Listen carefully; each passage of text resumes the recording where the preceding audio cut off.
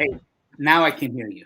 You hear me now? Now I can hear you. All right. I don't know what that was about. Sorry. Like we did an audio check before and everything, but Okay. thanks for sticking in there. So I had said in the beginning when I guess nobody could hear me that, we're doing a live stream to hopefully be able to find some common ground after a little bit of a checkered, past. Okay. So and then we're going to talk about 3 topics that we had agreed upon. The role of the union, school reopening, and using social media as a teacher. We'll spend about 10 or 15 minutes on each topic. No and problem. Our goal, like I said, is to hopefully find some common ground and where we don't, respectfully disagree. So Okay. Is there anything else you want to add to that? Not yet. All right, not yet.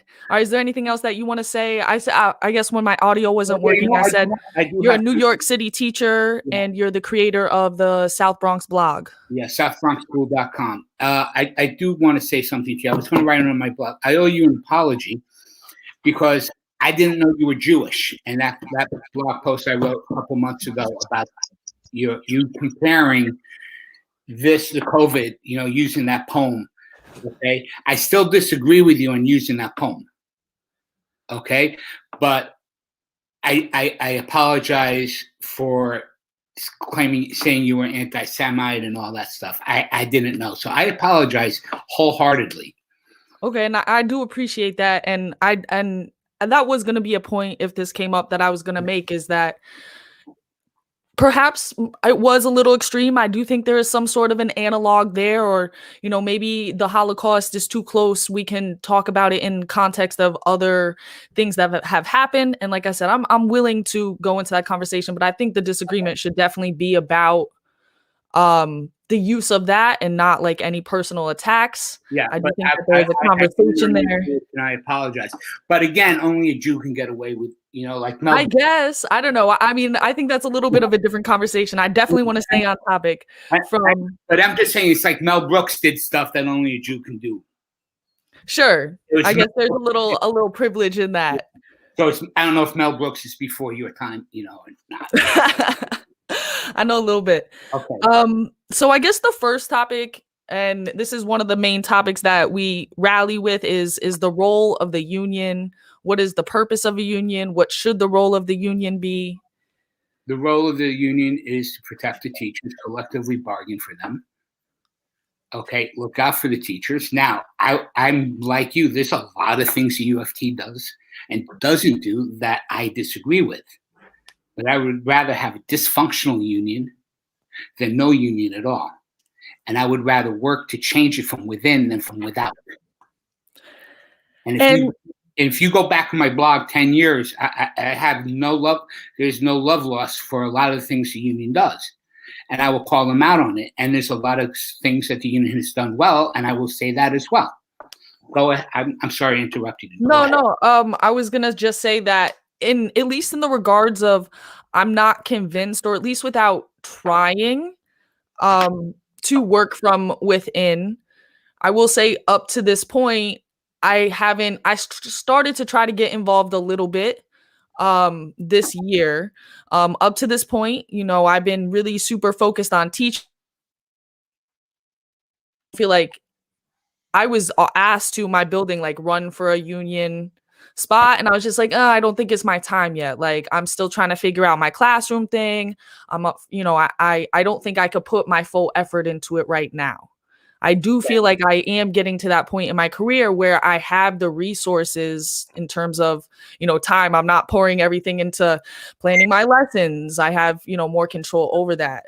So I do agree. I would like to try to change from within, but I guess I'm just not as convinced in the fundamental need for them there. The fundamental need for the union? Right. Yeah. Like, I'm not convinced, like, when I look at some other professions, especially professions that teachers say that they would compare themselves to professionally, like, doctors, lawyers, accountants, like these other kind of like white collar professions. Yeah, but we're not we're not professionals like them. Okay. We have, I can tell you horror stories of teachers that have been principals have gone after them, after me, for the littlest things. Yeah, but how is that different though from those workplaces? Because I mean, I have friends in corporate, and I've heard horror stories from corporate too. Okay, but yeah, but I'm guaranteed my due process rights. Okay, teachers are guaranteed their due process rights. It's also collective bargaining. Okay, without the teachers union, we're going to have 50 kids in a classroom. I mean, I don't know if that's true though, because there's schools without unions that don't have 50 kids in a classroom. Well, that's not New York City.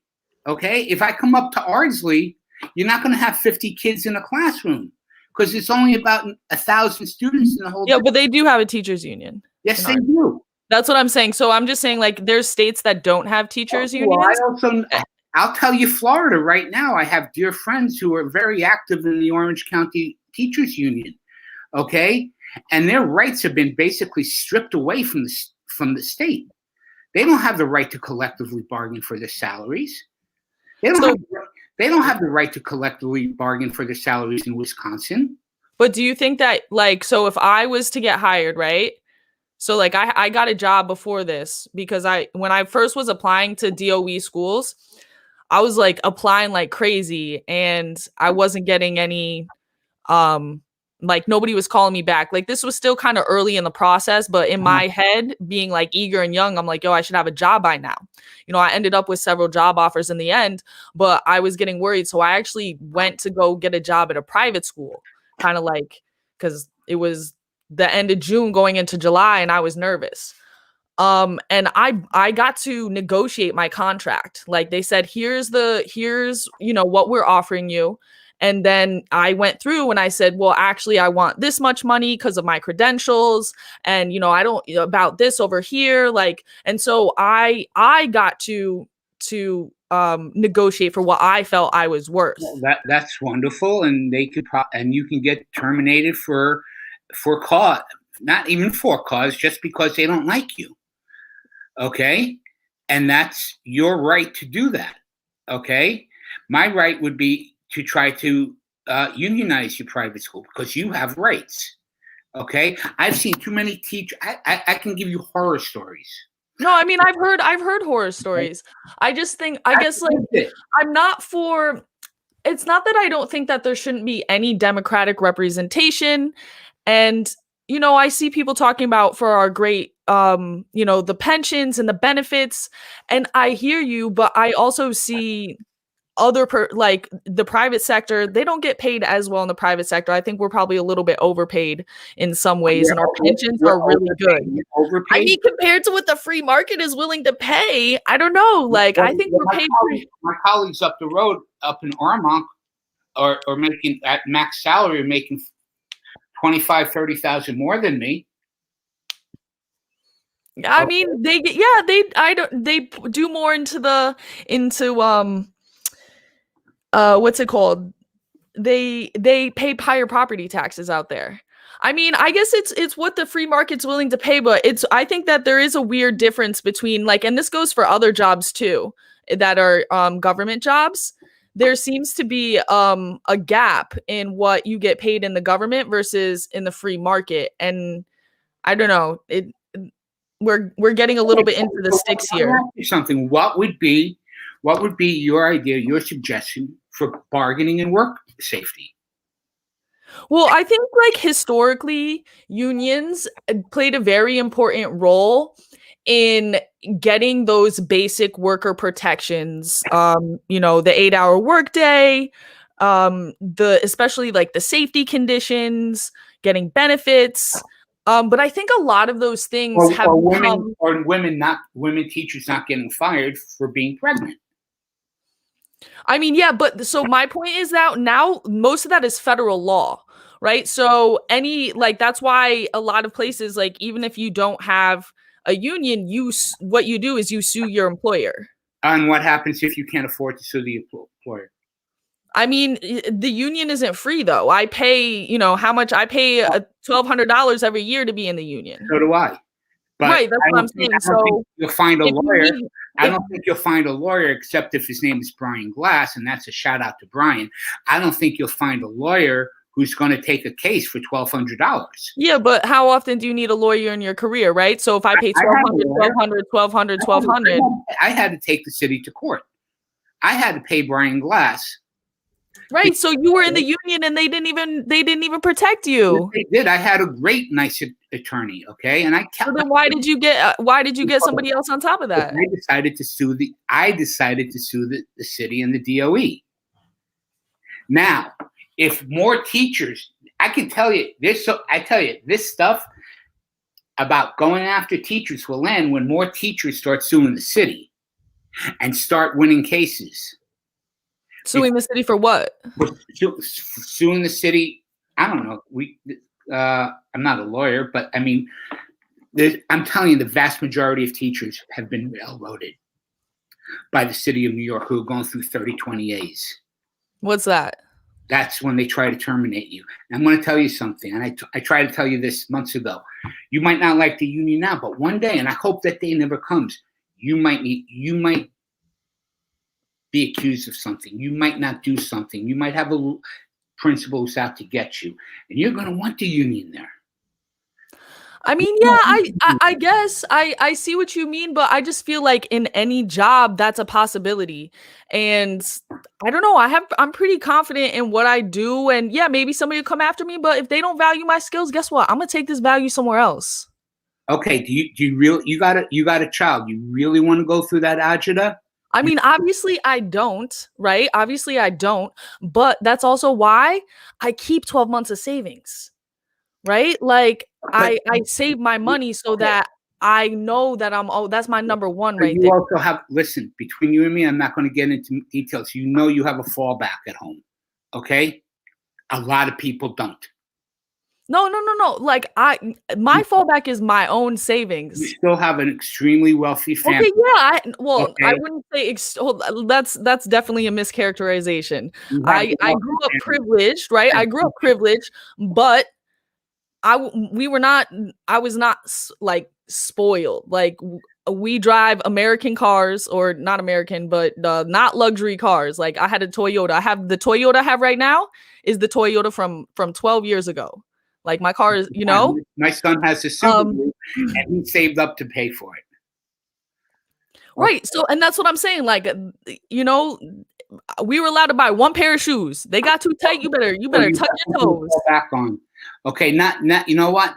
Not every. And we're living in New York. A lot of teachers, what we're making, really doesn't go well in New York City. Cost of living. Well. Okay. There are things you might want the union there. You might have invested 20 years in there, and you have your pension that you're looking forward to, even though what are you, tier 6? Okay, and that something like that. But you also have your health insurance. You have your health insurance. We have great health insurance. Right. Yeah. And so what I'm saying is that I definitely see like the things that we have. That's one of the reasons I said I want to be a teacher in New York City. I see the salary is more.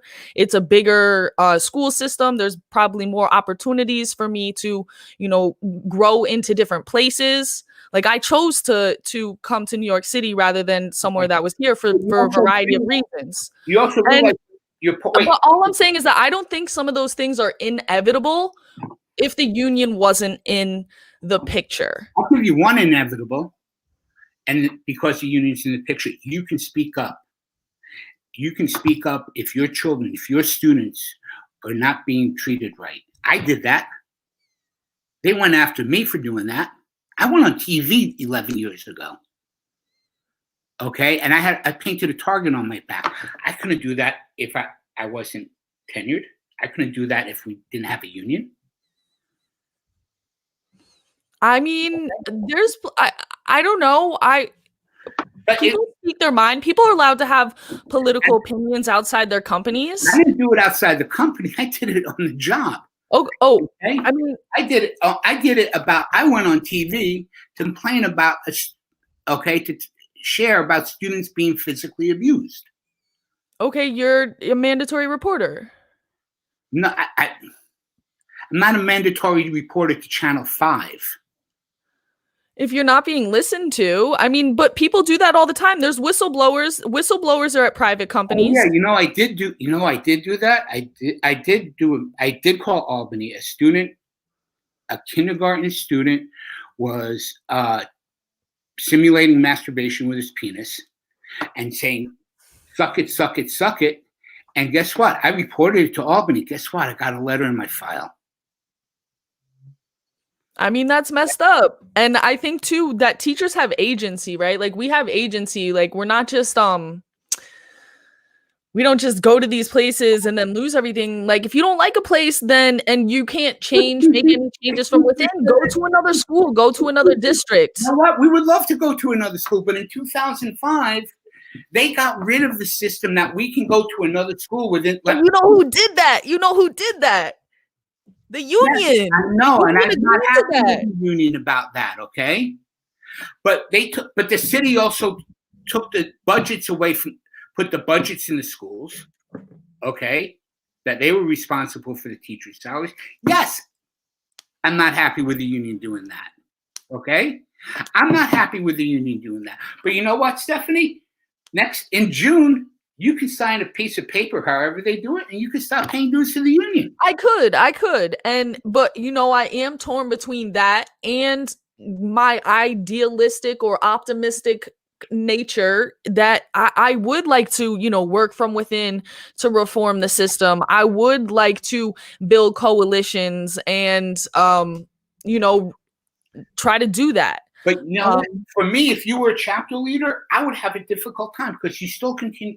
And I'm going to speak. Yeah, we can go into the school issue, the school reopening. That's our next topic. I'm not even talking. Yeah, well, let me just. Maybe this is a good segue. But you still bash teachers on Twitter. You still bash teachers. You still come off sometimes condescending.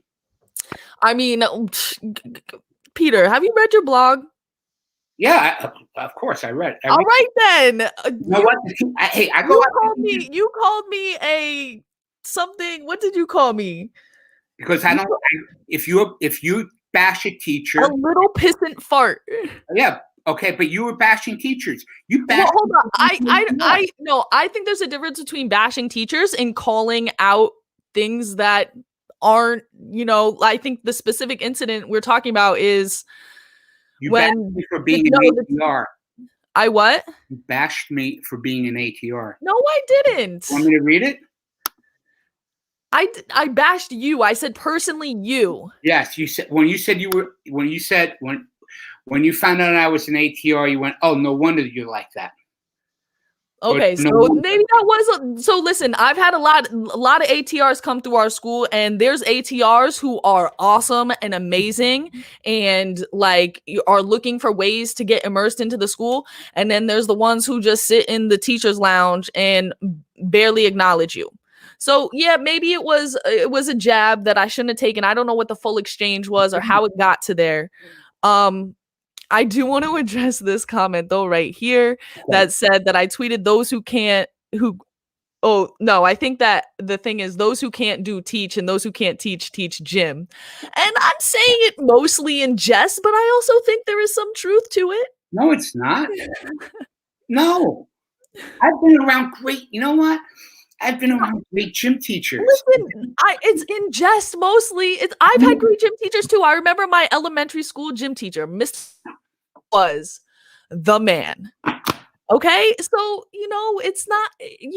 Sometimes you say things, but it's not fully true. But there is a little truth to it. One of the best gym teachers I ever saw is 6 feet under now because of COVID. He's on the UFT memorial page. And rest in peace to him. Was he a current teacher? Yeah. And when was this? Back in March? It was, back in May, White Plains Hospital. And it's with leukemia. I mean, it's a tragedy. Every single person, every single teacher who died from COVID and any other, it sounds like he had other complications going on as well. Yeah, but if it wasn't COVID, maybe he would have licked the leukemia. That's true as well. So, but at the same time, we did shut down schools then. We tried to take stock of it, but I mostly want to focus on now, like with the school reopening. Focus on now. Like right now. By the way, I hope you're enjoying yourself. I really am. I think we're trying to find some common ground. Okay. And I think I like this format better than Twitter, because I think on Twitter too. On Twitter, it's just goes back and forth. You project emotions. It's two-dimensional. Okay, it's not like this. One more thing before we go. Yeah.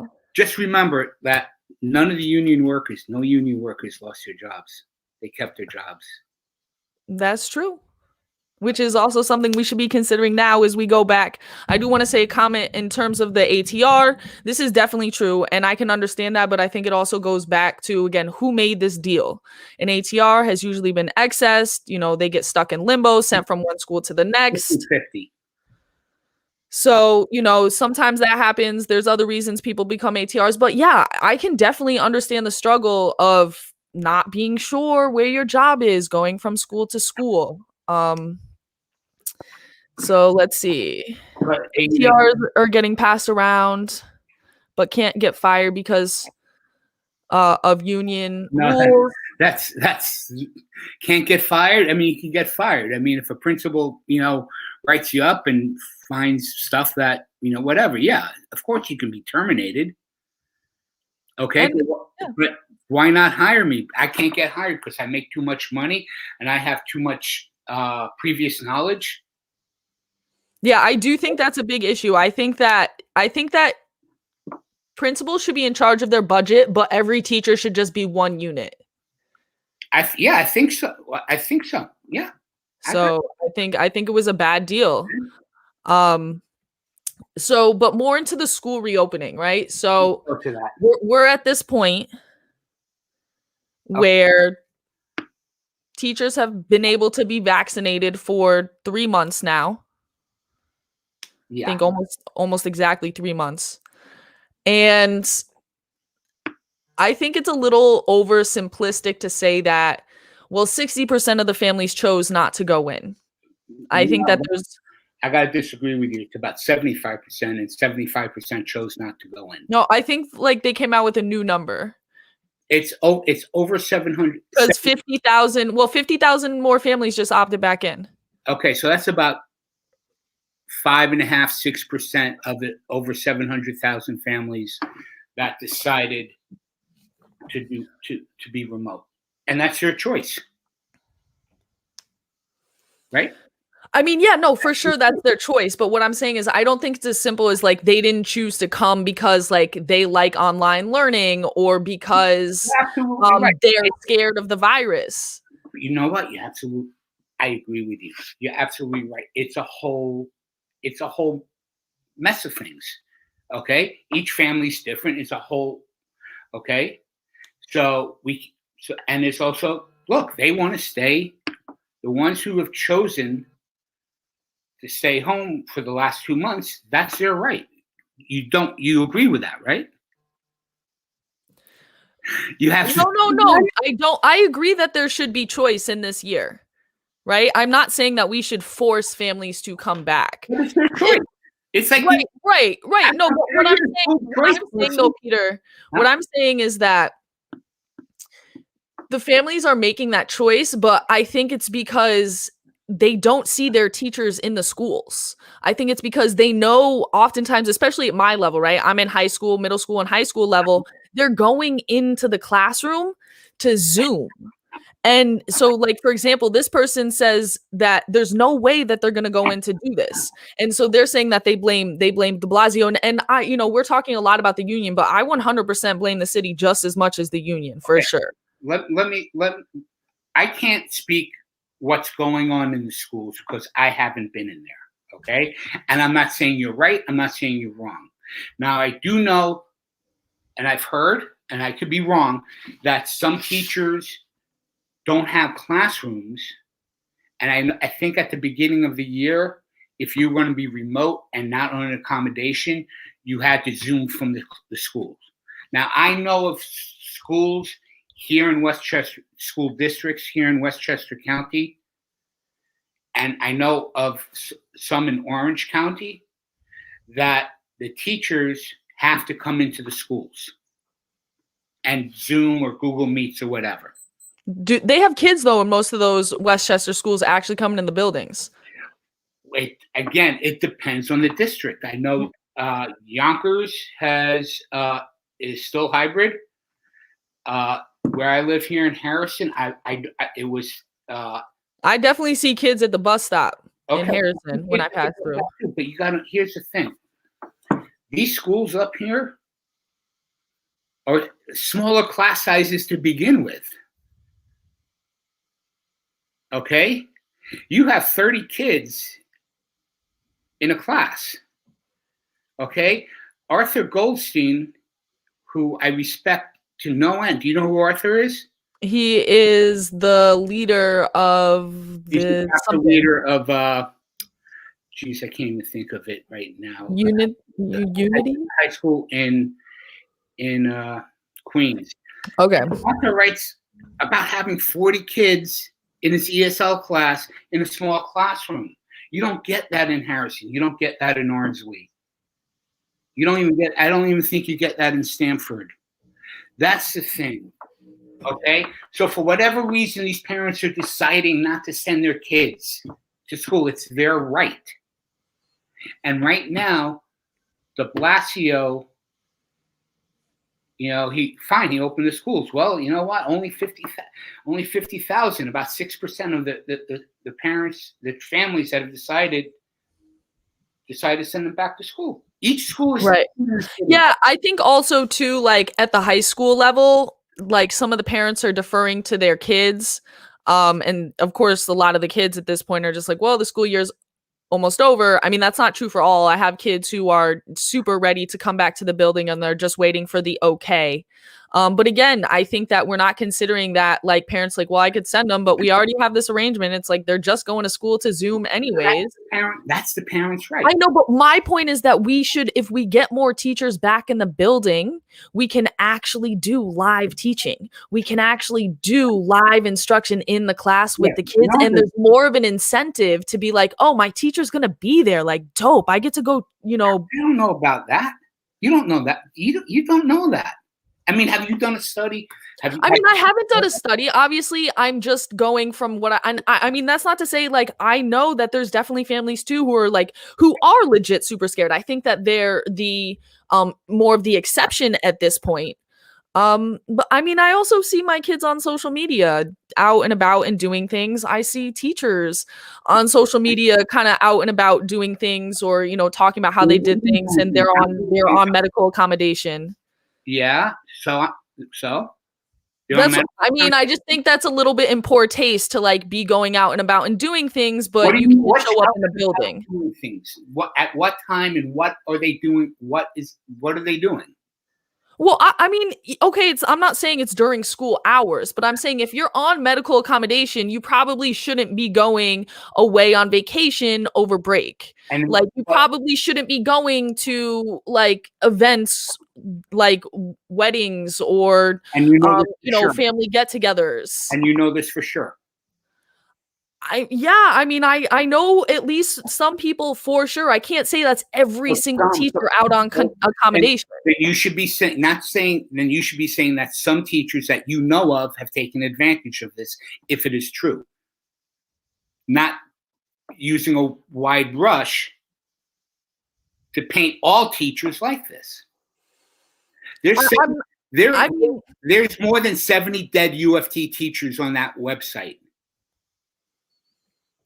So another teacher saying traveling around. We see them on Facebook. But you know what? You don't know. What, going to the store? They shouldn't go to the store? I mean, I'm not saying don't go to the store. I'm just saying that, though, at this point, though, also with the vaccine out there, we have to really start asking ourselves the question, is it justified? Is that level of fear? Like, you might feel that fear, right? And that's one thing. But in reality, is that justified? Like, you don't always get to act on your fears. Well, how do we know who's justified? I mean, how do we know who's vaccinated and who's not? how do we know who decided for religious reasons not to get vaccinated? How do we know people who are, I hate it, Trumpers didn't decided not to get Oh, vaccinated? they don't want to get the Trump vaccine? Okay. How do we know people who don't trust the science? We don't know that. We can't force somebody to get the vaccine. Okay. But when you see, but here again, I have an issue with you. When you tweeted that the UFT should release the names of all teachers who've been vaccinated. No, I didn't say that. Let me look. I would never say that. I would never say that because I believe in medical privacy. And I said I was happy with the UFT's decision not to create a database of who's vaccinated and who's not. I definitely said that. What I said was that we should re-examine the medical accommodations. And the thing is that you have to go see a doctor to get your medical accommodations. Yeah. So they should say, okay, we need to reevaluate. You need to go to your doctor, and it should be part of the medical accommodations that if you've gotten your vaccination, right, that's something that's on that accommodation. No, so when you're filling out the paperwork and you say, oh yeah, I have the vaccine, that should be taken into consideration. And how do the doctors know if we're vaccinated or not? Well, that's between you and your doctor, right? That would be your own private medical thing. Like you have to go with your medical records to get a medical accommodation in the first place. Well, the medical accommodation doesn't say until the person's vaccinated or not. Well, that's what I'm saying. It should be reevaluated in that context. Well, then you, okay, then don't be upset at the union about it. Be upset with the DOE because that's the one who's. I mean, I'm upset with both of them, but I think that I just think that it's a little bit short-sighted for teachers to be taking this position and the union to be taking the position that we're not essential workers, that we have this special exception. We don't, other professions that are essential workers don't get this. So apples and oranges. Other professions don't take 2 months off in the middle of work. I mean, some schools don't. Some schools don't. Some schools go all year round. It's the way that they're contracted. My cousin went to a school growing up that had this crazy schedule. It was a public school in San Diego. And they had this crazy schedule where they would do 6 or 8 week terms, and then they did 3 weeks off, and they had school all year round. You know, if you're a lawyer, you don't get 3 weeks off. Okay, but that's the contract. That's the way school is. Actually, I have said before in the past, and this is another unpopular take, we should have school all year round. I think teachers get a lot of vacation. And yeah, I think this is a great point about the medical accommodations is that it makes us look bad, right? This is another thing. Unions should not just be looking like they need to think about these things about how our profession looks long term. Well, I don't know who Jessica thinks that people I'm reading Jessica's comment. What diseases shouldn't get medical accommodations? Okay, because the city and the DOE, the city, the DOE, and the union went by the CDC list. So I would like Jessica to say, look at the CDC list and share which of those shouldn't get medical accommodations. I mean, but the CDC also says that the vaccine provides a high level of protection. I'm not denying that. I never denied that. What my problem is who decides you must prove you're vaccinated. You must prove you're vaccinated. Who decides that?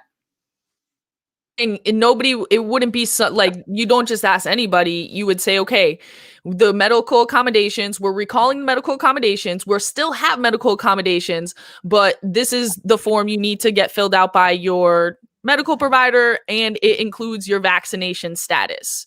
And I think that if you have vaccination status, unless you're have some really extenuating health circumstance that, I don't know, we should probably help you address anyways, then it's time. The vaccines are here. The rates are falling. You can say, we still have. But we don't know. You know what? Yes, I believe things. I hope things are getting better, but we still don't know. We still don't know, but we have to do a cost benefit analysis, right? We can sit here and say, we don't know. But every single day we do that, kids are losing. Kids are losing essential developmental experiences. That for sure. Yeah, we know that for sure. Kids are like, learning loss was a thing until like 2 seconds ago. I missed that. Please. I said that, like, we all acknowledge that learning loss was a thing until like 2 seconds ago. We've seen it like in big disasters when schools have had to shut down, like in Katrina for extended periods of time. They started a special program in Florida for the kids who were leaving New York City to go to Florida because they were so behind. How crappy schools in Florida to begin with. Okay, and then our kids go down there and they can't even keep up with them. I want to tell you about a colleague, a fantastic teacher. Okay?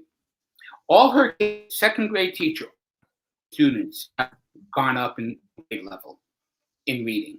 She has one student who second grade has not done well in kindergarten because I don't know if he's AD or ADD or ADHD, but this has been for him. And I'm not saying there's not kids or maybe there's not some exceptional teachers out there, but just like how I'm saying we need to look at population level data for COVID to make those cost benefit analysis, we need to look at the population level data for our kids. We'll be able to do that until there's testing next year. We're not able to. Which is also why I think that they should, at least in the lower levels, do some testing. How are you going to do testing? How are you going to do testing? I mean, I don't believe in testing to begin with. How are you going to do testing with kids at home? If you have, well, that's what another reason that we should try to get the kids back in the schools so that we can have a decent sample. We can have some data. I mean, the thing I don't like about the tests is that we don't actually use the data. We're like, oh, this kid can't read. This kid can't read. This kid can't read. Okay, pass them through and don't make any actual real interventions. What we do is we use the data to terminate teachers. Okay, right. So it's used in the wrong way. I used to work at a place when I was in college, a reading tutoring place, and we used that data. We gave them, these standardized regular tests, and we use the data, and we use it as a way to empower the kids too. So I would like to at least just get some record. I do want to address a couple things from UFT Solidarity in here. They brought up something about you could still get COVID with the vaccine. They said something about the variants. And to me, this is a very anti-vaxxer position, right? Like you can't. My pharmacist told me that. So my pharmacist told me that and still get.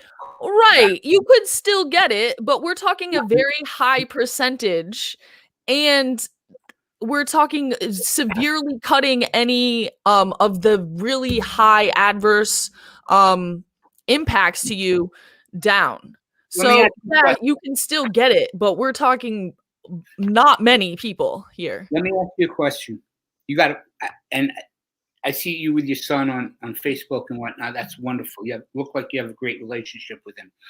If there was a point, would you let him cross Fifth Avenue by himself if there was a 0.5% chance that he would get hit by a car? I wouldn't do that for my son when he was 5. A 0.5% chance? Yeah. I mean, I don't know. That's what I mean. I let my son. My son does not wear a mask when he's at school. When we go to stores, he does not wear a mask. Like I don't think it's good to be masking kids. He's been out. He's been doing his regular activities. He's been in soccer. He's been in karate. He's been going on play dates. We go to museums since they started opening. That's the decision you make for your child. I can't make this decision for other people. I can't make the decision. For other, okay, because people, this is once in a lifetime thing that's been, okay. We learned as we've gone along. And I'm going to say something. The DOE dropped the ball because they knew since March this might happen, and somebody would have a plan in place. But we can't. They didn't a plan in place. But it's the UFT's job also to make sure they do that. And in a lot of the conversations, Stephanie, this is where I got to disagree with you. The UFT they kept on going to the DOE and asking them for a plan. Yeah, but I don't think it was ever in good faith. And a lot of the different things that they would push in the conversation and push back, it didn't show that they were doing it in good faith. You know this for sure. You know what? I got to turn the light on. Do you mind? Hold on. Yeah, turn the light on. Do you know this for sure, though? I mean, I went to the town halls. I went and I have followed the back and forths. I've done videos on it. Okay. And in my opinion, I don't think that the union has really entered in good faith. And I do also think I've been looking more into it about where this is all headed with virtual learning. And I think the reason the unions haven't been acting in good faith is because they're in with the ed tech companies. Just like how Carranza just up and left and he went to a big ed tech company, I think the unions are in with the big ed tech companies and they want virtual learning to become the status quo. Yeah, then you're going to need less teachers for. Yeah, because that's the thing is that they don't care about you and me. They will sell us down the stream and go take one of those cushy jobs in the corporations. Look at Randy all getting, up with Biden. Like she's looking for a political position. I don't think so. I don't trust those top people. I don't think they're really for us. I have to politely disagree with you. I do have my issues with them. I have run with more in elections. I have campaigned against the issues.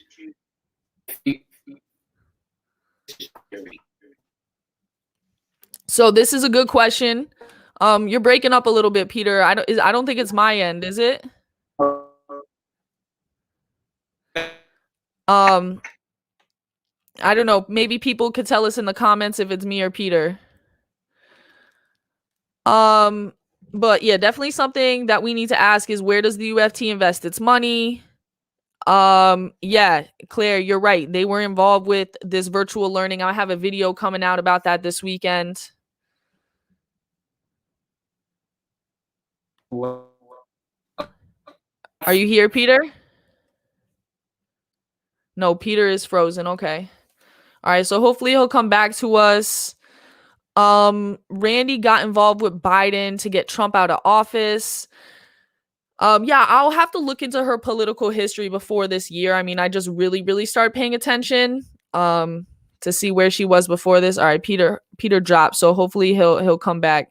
And here's another reason that virtual learning, I wanted to address this comment right here from UFT Solidarity. So yeah, I see you connecting people with vaccine appointments, but it's a little, how can you be like, oh, go get the vaccine, but oh, it doesn't really stop you from getting the virus. You still shouldn't go out and do things. You should still, wear double masks or whatever. Like, to me, that's pretty like anti-vax position, more than me. If you're saying it doesn't work. So that's why I say that. All right, I don't know if Peter's going to come back in here. I'll definitely hang out for a little bit longer. See if I can address any more of these comments. But I really do think, and like I said, I have a video coming out on this, that the unions have a longer game here, and that, in the short term, it seems like they are protecting us, but they don't really care about our health, our safety, or even our job, because I don't know, there's they'll throw us under the bus and go transition into the new ed tech online ecosystem. This is a good point here, right? When we're talking about weighing risks and really putting things into perspective. And this even has to do like with some ages without the vaccine, that you have as much risk from pretty much everyday normal stuff as you do from COVID, especially if you have the vaccine or if you've already had it. Tech could be good. Yeah, and so that it's that second part there, Ryan. It's all about the intentions, right? And that's how they're gonna get us. They're gonna be like, oh, it's individualized learning. It's for the whole child. We're ending the digital divide. All things where on the face, you're like, yeah, like I'm totally for all those things. But who is it really serving, right? They're taking all that data, they're feeding it into their central platforms. All right, we got Peter back in here. We're gonna bring him back in. Hey, what's going on? I don't know what happened to my Wi-Fi. I gotta do this with the phone. Okay, that's okay. You look better on the phone. Oh, thank you. Okay, so where do we leave off? I think that we were talking about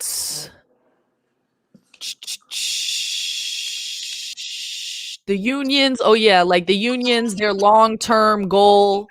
I think you're just like in a conspiracy theory right now. Okay.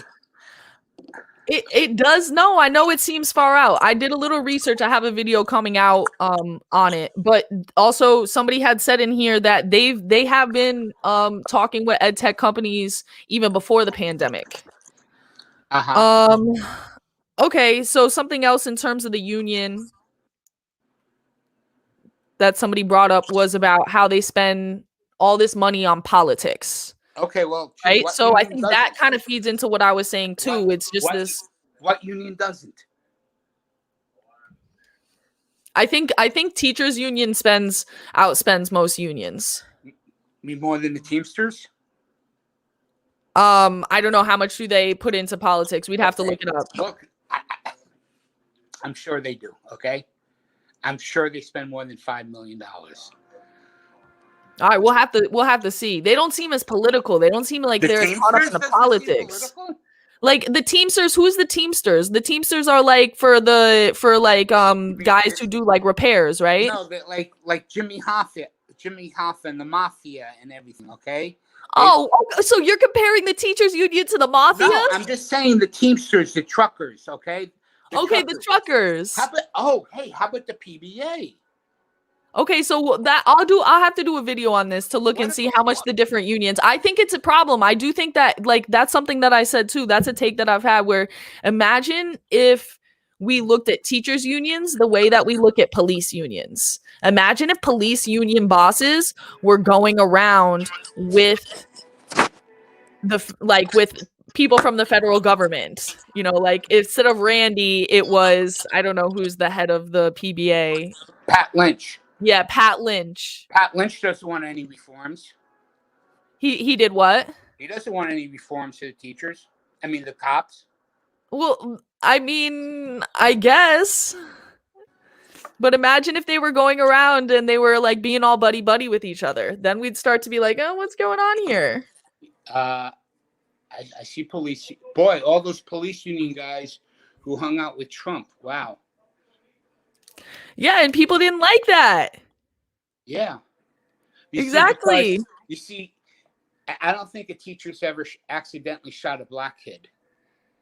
I mean, yeah, that's not the nature of our job, but teachers have done some pretty messed up things to kids.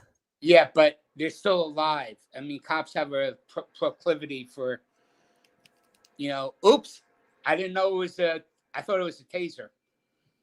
Well, yeah, that was pretty bad. That just happened. And that's an issue. I think that we definitely need to look at that. I'm just saying that I think that sometimes, like, because of what we do as teachers, we get away with doing things that if it was, we would definitely think twice about it.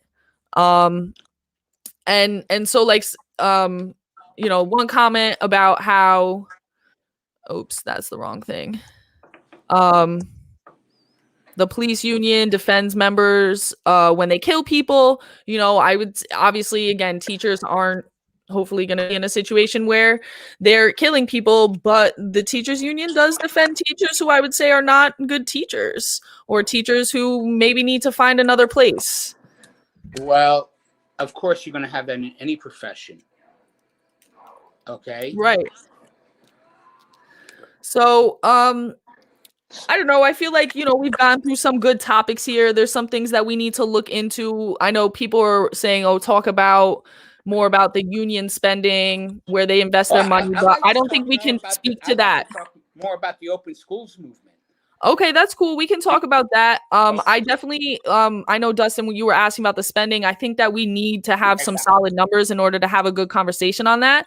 So that's definitely something I'll look into, make a video on. Maybe we can do another conversation either with Peter or with somebody else and talk about that. But okay, so you want to talk more about open schools. So let's talk about open schools. I'd like to know why I see a lack of diversity. Okay. How come I can look at, I mean, the last 2 days I've gotten attacked on Twitter. Okay. Well, I think that the reason that people came at you was because you wrote a blog post first. Yeah, I did. And I think. Okay, so it's not like they just randomly came at you. Yeah, I know. But I mean, Upper West Side mommies, how come I don't see any mommies from the South Bronx? How come I don't see them mommies of color? All that was attacking me were white, elitist, Upper West Side or Upper East Side or Brooklyn mommies. Why? Why do I not see people of color?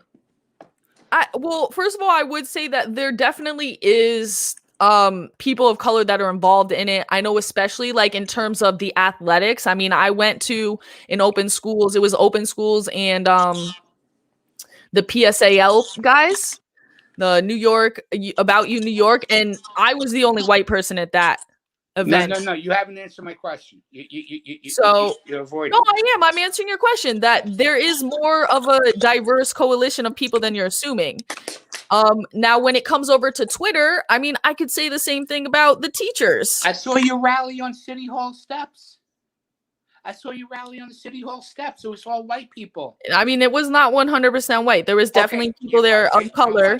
There was people who were immigrants that they were white, but they were immigrants. There was Hispanic people there. There was Asian people there. There was Black people there. It was mostly the vast majority. You know what? I think my internet came back on. Okay, I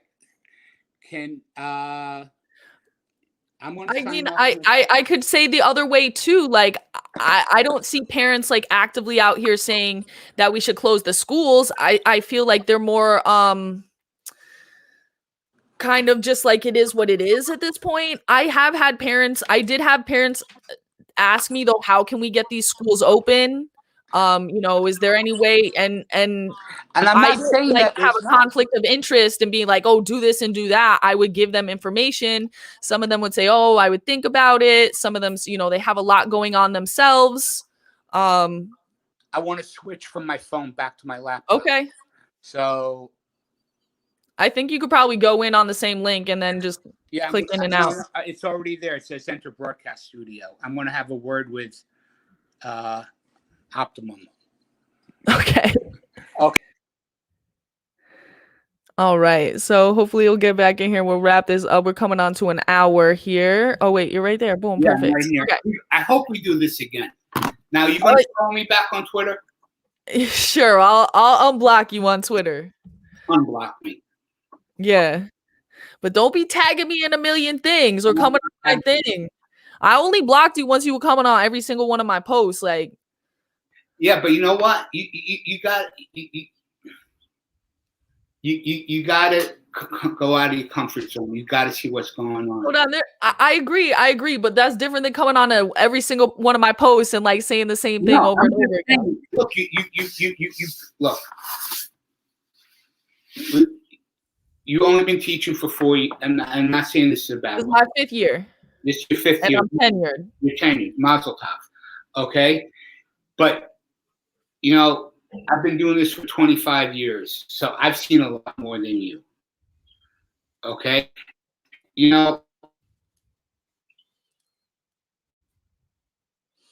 Hey, stayed on the phone. Don't think that.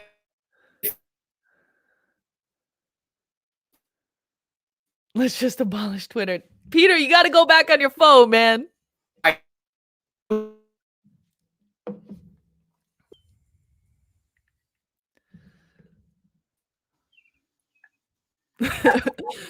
This is a good comment for right now. You need some Verizon Fios in your life. Now, wait. Am I on now? Yeah, we can hear you. Okay, let's wrap this up because I don't trust South anymore. Okay, so unfortunately, many Bronx parents aren't super active on either side, and they work full time. But so do the mommy, Jessica. So do the parents on the Upper East West Side. I mean, yeah, but a lot of those moms, and yes, they have this privilege to be able to do this, cut back work hours, who work less hours, and I mean, and they have the money to be able to afford to take the time to do that. You know what's being done in the projects in the tenements of the South Bronx? Parents are banding together and they're sending groups of kids to one person's apartment and they look out for each other. Right. So is that more safe though than sending them to schools? I don't think so.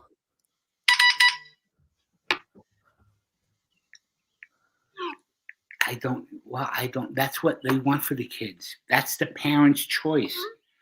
So she said she has a lot of people that keep their kids home, but we have a lot of kids who need to be in person, the L's and the speds. I agree with that. Right.